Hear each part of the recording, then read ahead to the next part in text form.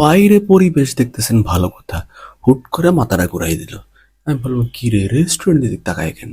আমি তো পড়ে গেলাম টেনশনে। তাও রিস্ক নিয়ে জিজ্ঞেস করলাম, ভাই খাবেন নাকি? সেও বেলাজের মতো বলে, হ্যাঁ খাবো। এখন কি আর করার, জায়গায় তো বিপদে পড়ে গেছি, এখন না খাওয়াই তো উপায় নাই। তাই রেস্টুরেন্ট চলে গেলাম, মেনু দেখলাম, সবচেয়ে কম দামি কোনটা তারে বুঝতে দিলাম না, দূর থেকে জিজ্ঞেস করলাম, ভাই এটাই খাবেন নাকি? তারপর আরেকটু কম দামি খুঁজতে গেলাম, কিন্তু তার কাছ থেকে শুধু ওকে ওকে পারমিশন নিলাম, ওকে বললাম, সে বললো ওকে নিয়ে আসো।